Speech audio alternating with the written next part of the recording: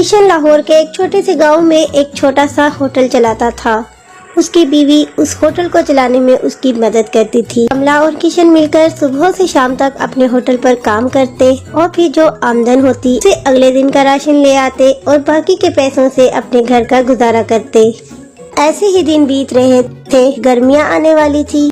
किशन के होटल के आसपास जितने भी ढाबे या होटल थे उन सब के मालिकान ने उनमें एसी लगवा दिए थे ताकि गर्मियों में उनकी गाहकी में कोई कमी ना आए। लेकिन किशन गरीब होने की वजह से अपने होटल में एसी ना लगवा सकता था। यही वजह थी कि अब ग्राहकों ने दूसरे होटल्स में जाकर खाना खाना शुरू कर दिया था और इसी वजह से किशन की आमदनी ना होने के बराबर रह गई थी।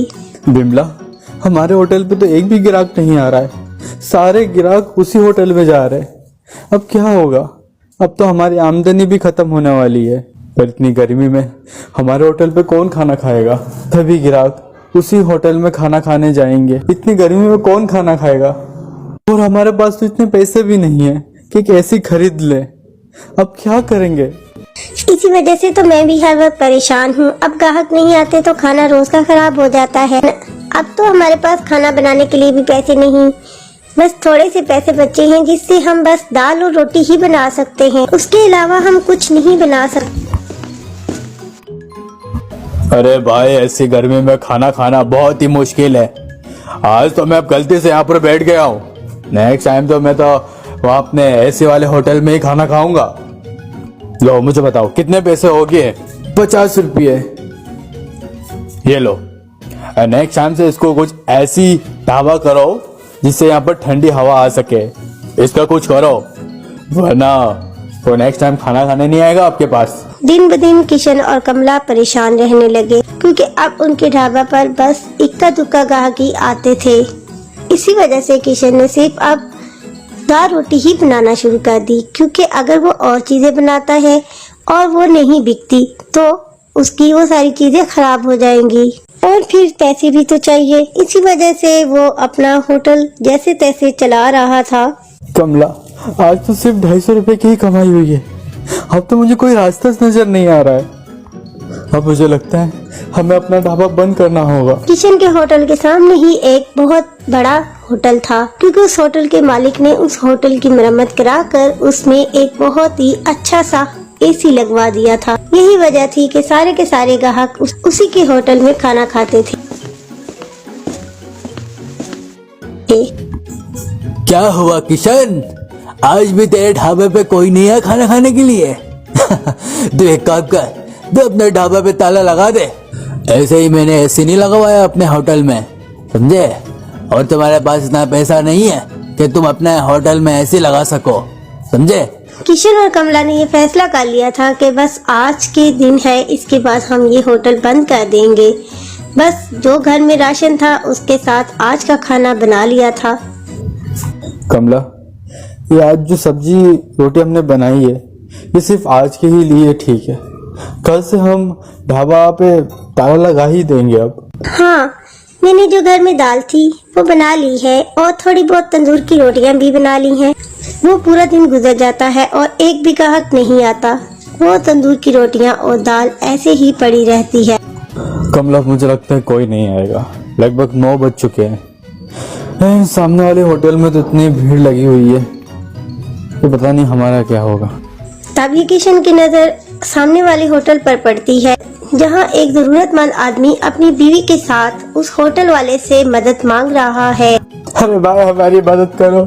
हमारे पीछे कुछ गुंडे लोग पड़े हुए हैं। हमारे जेवर, हमारे फोन, मोबाइल, गाड़ी सब वो लेके गए। हमारी कुछ मदद करो। मेरी बीबी प्रेग्नेंट है। आपको बहुत ज्यादा जरूरत है आपकी मदद की। भाई, ये कोई खैराती होटल नहीं है जब आए हो किसी की मदद कर दे, समझे? पता नहीं कहाँ से आ जाते हैं ऐसे लोग।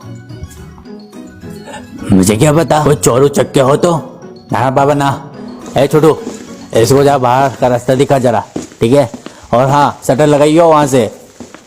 अरे भैया सुनो, अरे सुनो तो। अरे भैया, मेरी पत्नी की बहुत ज्यादा तबीयत खराब है भैया।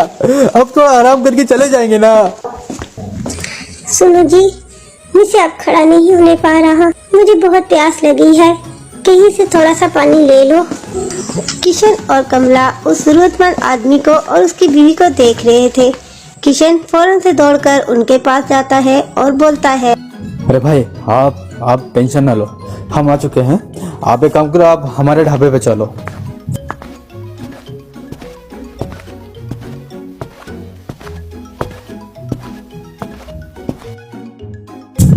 लीजिए सब्जी, आप रोटी सब्जी खाइए।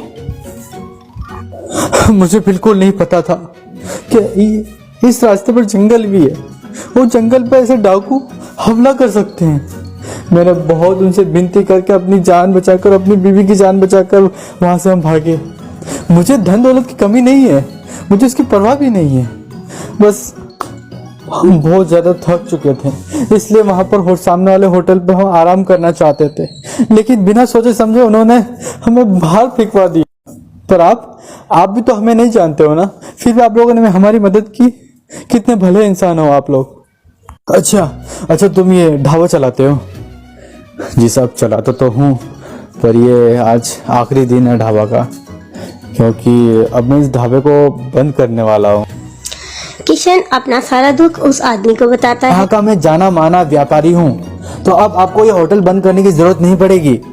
आपने बिना सोचे समझे, बिना जाने हमारी मदद की, और मेरी पत्नी की भी हालत अब ठीक लग रही है। मेरी पत्नी की आपने जान बचाई, और इससे बड़ी क्या बात हो सकती है?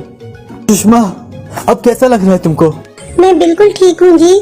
कमला ने मेरी बहुत देखभाल की है। ये अब बिल्कुल ठीक लग रहा है। अब मैं सफर कर सकती हूँ। किशन, तुम चिंता ना करो, अब तुम्हारे ये इस ढाबे को ऐसे ढाबा बनाने की जिम्मेदारी अब मेरी है। मैं कुछ टाइम बाद फिर तुम्हारे पास जरूर आऊंगा। कुछ दिन बाद जब वो आदमी वापस आता है तो उसके हाथ में एक मिठाई का डिब्बा होता है, क्योंकि उसकी बीवी का बेटा हुआ था। और इस बेटे की खुशखबरी सुनकर किशन और कमला भी बहुत खुश होते हैं। फिर वो आदमी अपने खर्चे से किशन और कमला को एक बहुत ही अच्छा सा एसी होटल बना कर देता है, जो कि मुकम्मल तौर पर एयर कंडीशनर था। किशन का होटल अब किसी 5 स्टार होटल से कम नहीं था। ग्राहकों की भीड़ अब इसके होटल पर आने लगी, और फिर ये होटल देखने में भी बहुत ही खूबसूरत था। किशन ने और भी बहुत से मजबूर और जरूरतमंद लोगों को अपने होटल पर जॉब दी। अब किशन का ढाबा दिन के साथ साथ रात में भी खुला रहता था। हाईवे से आने जाने वाले लोगों को किसी भी तरह की कोई परेशानी ना हो। गरीबों के लिए भी इस होटल में खाना मुफ्त था, और वो आदमी अपनी बीवी के साथ कई बार इस होटल में आकर खाना खाता। आज किशन की वजह से ही उस आदमी के घर में खुशियाँ थीं, और उस आदमी की वजह से किशन का होटल बहुत अच्छा चल रहा था। इसलिए कहते हैं, जैसा करोगे वैसा भरोगे, यानी कि जो लोग अच्छा करते हैं उनके साथ अल्लाह कभी भी बुरा नहीं करता। इसीलिए हमें जरूरतमंद और गरीब लोगों की मदद जरूर करनी चाहिए। आपको हमारी कहानी कैसी लगी कमेंट में जरूर बताइएगा, और चैनल को सब्सक्राइब जरूर कर लीजिएगा। अल्लाह हाफिज।